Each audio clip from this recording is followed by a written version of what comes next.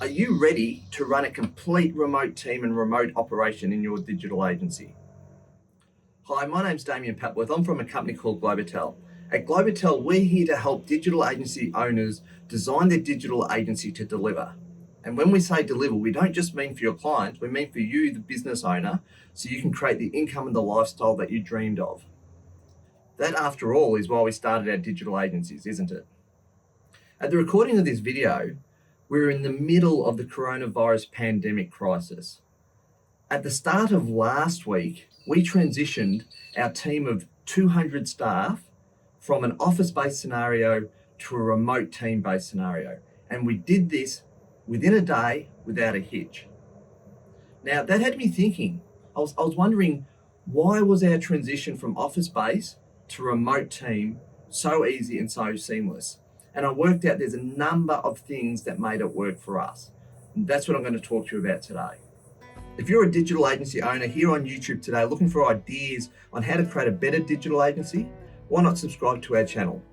Globotel TV here on YouTube, we're dropping videos every single Monday on best practice in digital agencies. Now to our video. Okay, so a little bit of qualifying here.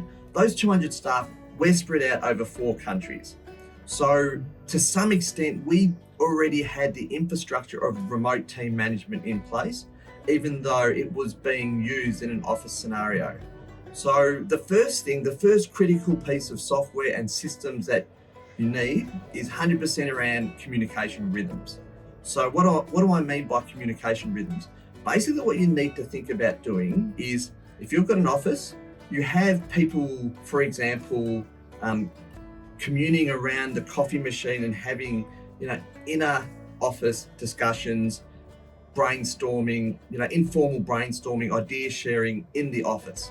How do you capture that when everyone's working from home or everyone's working remotely? So the real trick with this is you can't expect it to happen automatically, informally. You have to create, well, first of all, you need some level of software to do it. So obviously there's a lot of software that does this type of thing. You've got Skype, you've got Zoom, you've got Google Hangouts, all these bits of software that do online meetings. But you've also got a lot of informal software that captures informal chats, like WhatsApp messaging, Facebook Messenger, that type of thing. So you really, really need to firstly make sure all these software solutions are available to your teams.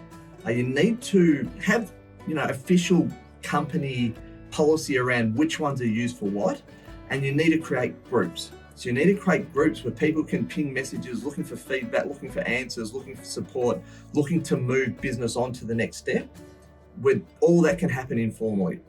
So we typically use a combination of Skype and WhatsApp for that. Then you also need to have proper formal team meeting style communication rhythms. And for me, we use Zoom. We don't use Google Hangouts or Skype for that. We use Zoom typically. But for me, there is a formal meeting regularly. So some of our meetings happen weekly.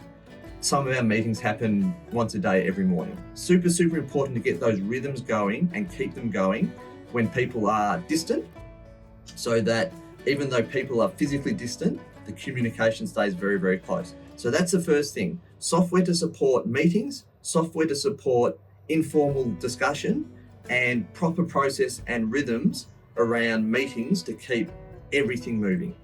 Okay, the second thing is document storage. You need cloud-based document storage. In fact, you want to look at all the pieces of software that you use for your business. If any is stored on a device or on a server, you want to make sure all of that goes into the cloud. So document storage, there's lots of opportunities there for online document storage in the cloud. Google Drive, OneDrive, Dropbox, there's stacks. We use Google Drive. I know some industries though, some industries need very specific security protocols, and some of the more regular commercial storage facilities don't really cut it based on industry-wide security protocols. I know the health industry in Australia is one of those that needs a heightened level of security, but there's software available for those too. You just need to go through the process to find them. So this is super important because it means that You don't need to carry USBs around. You don't need to go to the office to share documents. You don't need filing systems. Everything can be stored on a file in a folder where everyone else can access it, or the appropriate people can access it. You can control access. You can put a key on folders. You can put a key on files, so only the people you give access to get those files if it's sensitive information. That technology is available. All you need to do is access the appropriate cloud-based server, set up your processes around who gets what, set up your file structures, and ensure that one of the critical things with making this work is security. So who gets what, how do you deal with new employees, what do they get access to, how do you ensure leaving employees have accesses removed, have all those policies in place and ensure everyone in the business understands how it works. And from there, you don't need to be physically close to share crucial information with each other. Okay, the third critical system and software you need is process management. So there are lots of online-based process management software solutions available. And what they do is they give you the opportunity to create your step-by-step processes for all the critical functions in your business, all the repeatable functions in the business. They enable you to actually create a flow that lives through the organization. So I know back when I was in the software days, we had this thing called the software development lifecycle. There's 3 levels of documentation. Then that's followed by coding, and that's followed by peer review. That's followed by user testing. All these different steps. But these software solutions let the first person do the checklist that they need to do, and then they press complete. Then that process within the software moves to the next person in the chain. So the actual software manages the way your key critical tasks in the business get shared and travel through the business to the appropriate people. So we use a piece of software called Bitrix. I know Monday's the name of another one. Google Asana is another one. There's lots of different options here, different pricing, different features. Need to go and find the one that best suits your business today. And from there, you need to document all your processes. People usually are afraid of documenting their processes because they see them as something so big that where do we start? Easiest place to start is to video, screen capture as you go. So you don't actually make it a separate task to go and document processes. What you do is you make it an on-the-job task as you're doing the job. Whoever's doing it, they document as they go. So that's the best way of doing it. That's the quickest way of doing it without forcing team members to have downtime.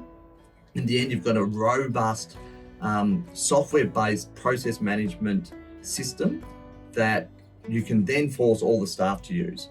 So, and when I say force all the staff to use, that's actually how you also maintain quality in your business. We've used this process gathering, process documentation, software-based solution to get ISO certification for quality in our business. We couldn't have done it without the software.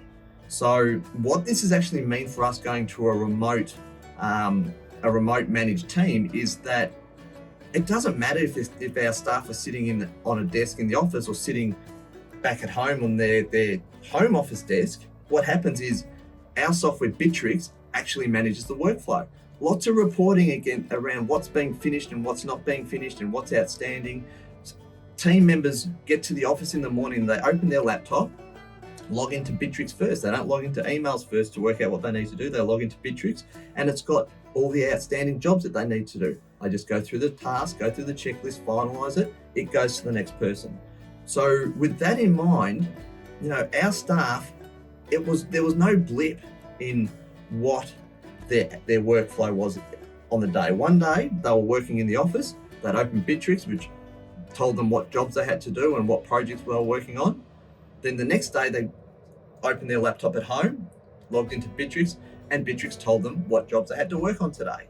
It was seamless, really, really crucial. But process management is a crucial element of businesses generally. So highly, highly recommend this. If this isn't in place today, really big priority to make sure this is in place for your team.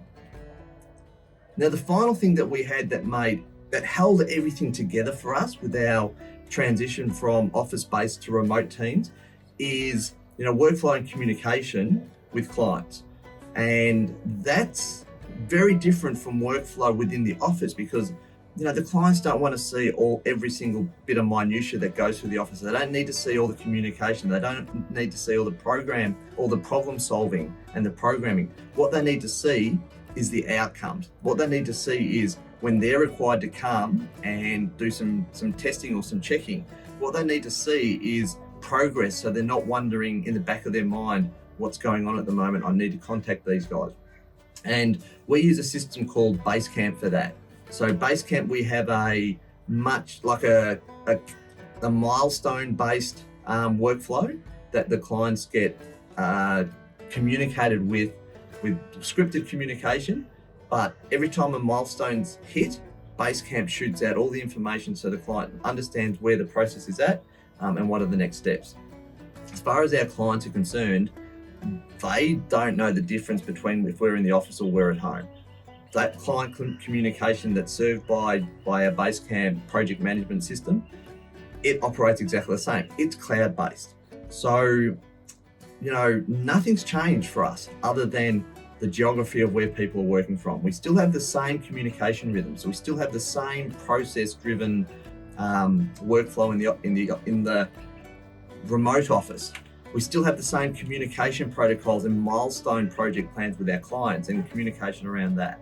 So that is having those 4 things in place before this crisis hit.